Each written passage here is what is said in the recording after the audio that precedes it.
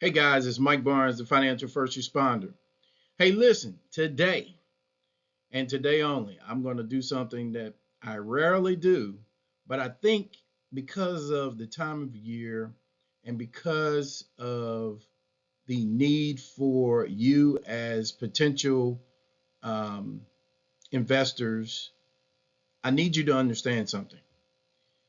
Well, first of all, let's say this. What does this place up here have to do with your retirement? Well, I'm glad you asked. See, Monte Carlo is where the rich and famous go. Some of you may know it as a place where people go to gamble, but it's also a place of the very affluent. And so I want you to think about your affluency today. I only have one slide to go through today, but I want you to understand something that this place right here, there is actually something that came in place because of this right here. Someone was sitting there and they came up with an idea to help you to retire. So look, this is for informational purposes only. This is not for you to do any investing. However, it is an educational tool. Let's get started.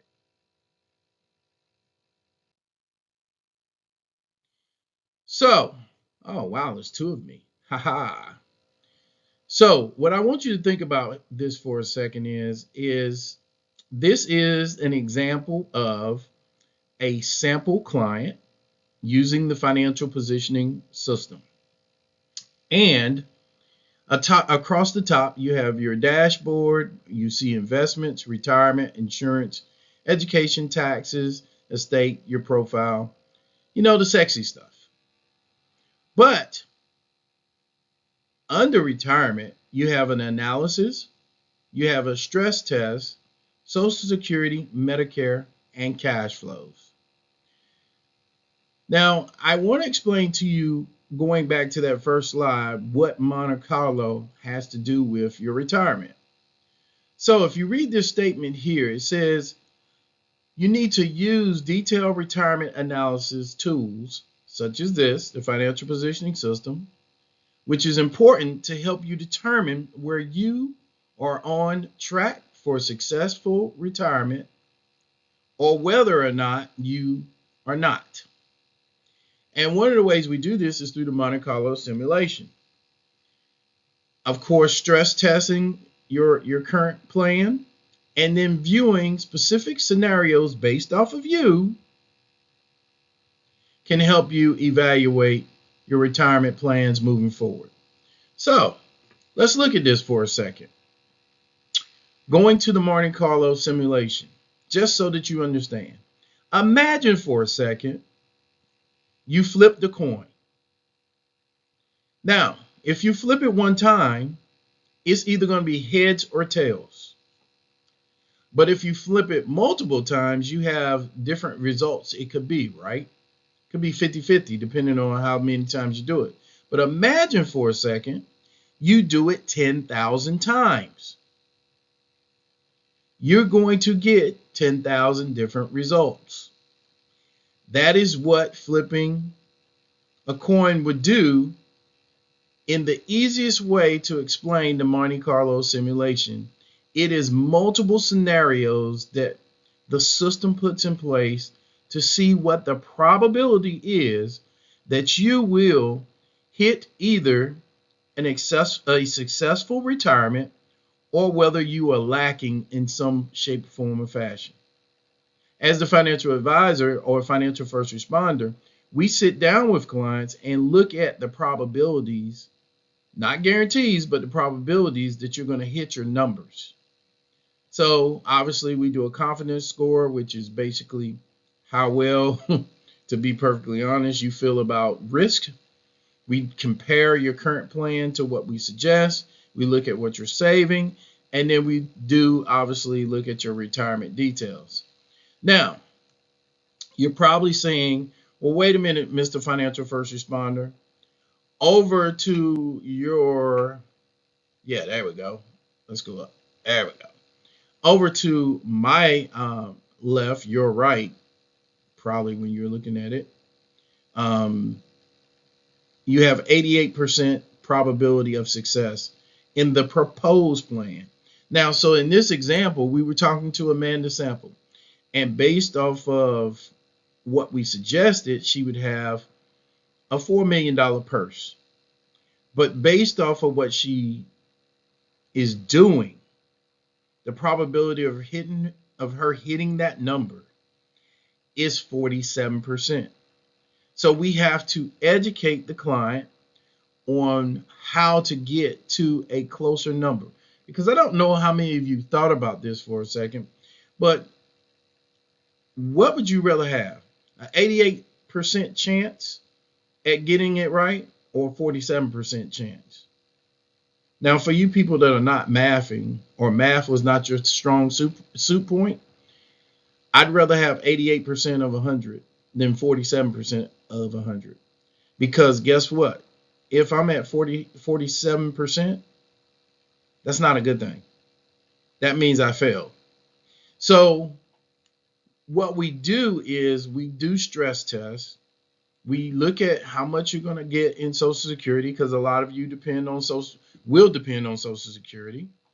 We look at how much your Medicare will cover, because we know as retirees, healthcare is the most expensive thing that you will have outside of your regular bills.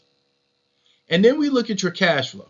Now, I'm always talking to you about cash flow, and I want you to think about this for a second. Cash flow is king or queen, depending on who you are. If you don't have enough cash flow, you don't have enough to meet your needs. So you either have one or two issues. Either you didn't save enough and you need cash flow, or you saved enough and you can provide cash flow. Now, I want that to sink in just a little bit. Either you have enough money to retire on, or you don't. That's why we work with people who are entrepreneurs who may sell their business through succession planning.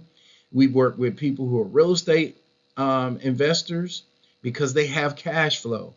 We work with people who are starting out with real estate to help them figure out what their cash flow number is, because maybe they didn't save enough in retirement. Because here's the thing. We talk about the rule of 72 all the time, right? But that compound interest rule is a great thing. Let me tell you a secret. If you have children that are in their 20s and they're just starting their careers, make them save money. Teach them the rule of 72. If you're in your second quarter of your life, this is the figure out time. Now, let me explain to you about quarters or seasons. In the first season, 0 to 25, you don't really know anything. In the second season, you're 25 to 50, you're kind of figuring it out. You got a family, you're moving along. From 50 to 75 is your third season, okay, or session. And if you're lucky enough to make it to fourth season or fourth quarter, that's 75 and above. So I want you to understand, at the closer you get to the fourth season, the more money you're probably going to not make, because you're not working as hard as you were in the second season. And in the third season, you are in the preparing for retirement mode. Now, what's full retirement? For most people, that's 67, as early as 62, 65 for some people's sweet spot. Some of you will probably continue to work until you're 70. What is the RMD, required minimum distribution, on all of your accounts? That starts at like 73. So I need you to start thinking these numbers, right? Like in my season, how much do I need to put away to get where I need to be? Now, if you're not talking to a financial advisor, or you're not talking to a person that can help you figure out your number. What I want you to do is I want you to DM me in this description and say, hey, I am interested in talking with you. Or you can just say, I am, or I am interested. Because what I know is through using the financial positioning system, we can help you get where you want to be long term. But you'll never get there if you don't have a system. And remember, system means save yourself time, energy, and money. You either going to pay now or you're going to pay later. There's two types of regrets: the pain of discipline and the pain of regret. Look, this is Mike Barnes, the financial first responder. Please like and subscribe to my channel. Like I said, if you are interested in us talking further, just DM me in the comments and let's say I am. Give me a good email or cell phone number and we'll reach out to you and we'll talk. We'll see if we're a good fit. All right. Take care. God bless.